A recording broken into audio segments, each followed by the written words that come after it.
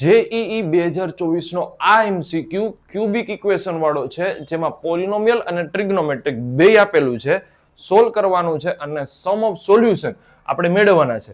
તો પહેલા તો સિમ્પ્લિફિકેશનમાં આવડત ખૂબ જ જરૂરી છે. એમાં પકડ ત્યારે જ આવે જ્યારે ટ્રિગ્નોમેટ્રીની બધી જ ફોર્મ્યુલા આવડતી હોય, 2θ હોય 3θ હોય, ફટાફટ ફોર્મ્યુલાનો જો યુઝ થાય તો જ ફટાફટ એમસીક્યુ છે એ સોલ્વ થશે. ચાલો જોઈએ. પહેલા તો આમાંથી શું કોમન નીકળશે? cos 2x કોમન નીકળવાનો છે. અંદર વધશે 3 પ્લસ cos સ્ક્વેર 2x છેદમાં અપોનમાં a cube minus b cube, એટલે કે cos square minus sin square, કારણ કે 3 બારે રહેશે, 2 અંદર રહેશે. તો અહીંયા cos રેસ ટુ 4 માઇનસ હશે, તો અહીંયા plus cos square into sin square plus sin raise to 4. ચાલો, જો તમને ફોર્મ્યુલા ખબર હશે cos square minus sin square એ cos 2x થાય. આ ડાયરેક્ટલી અહીંથી તમે કેન્સલ કરી શકવાનો છો. 3 પ્લસ cos સ્ક્વેર 2x આ એઝ ઇટ ઇઝ રહેશે. cos raise to 4 plus sin raise to 4, આનું સિમ્પ્લિફિકેશન એક શોર્ટ્સમાં મેં આપેલું હતું.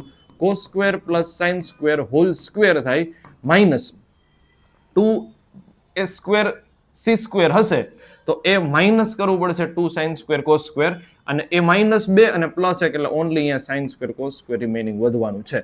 ચાલો, sin square plus cos square એટલે અહીંયા અગેન શું થશે?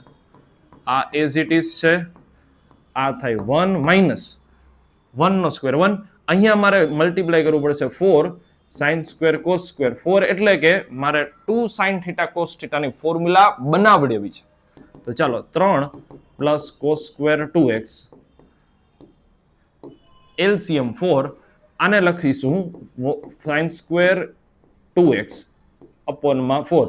છેદનો છેદ ક્યાં જશે? અંશમાં જશે, એટલે 4 3 પ્લસ cos સ્ક્વેર 2x. ચલો, અહીંયા sin સ્ક્વેર 2x ને શું લખાશે? 1 માઇનસ cos સ્ક્વેર 2x, બરાબર છે.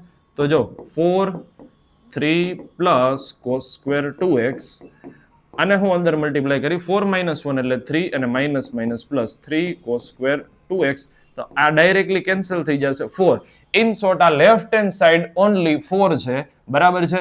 હવે રાઈટ હેન્ડ સાઈડ અહીંથી જ હું રાઈટ હેન્ડ સાઈડ લખું છું, એ છે x cube minus x square plus 6, અને આ સાઈડ લેશું એટલે x cube minus x square plus 2 equal to 0.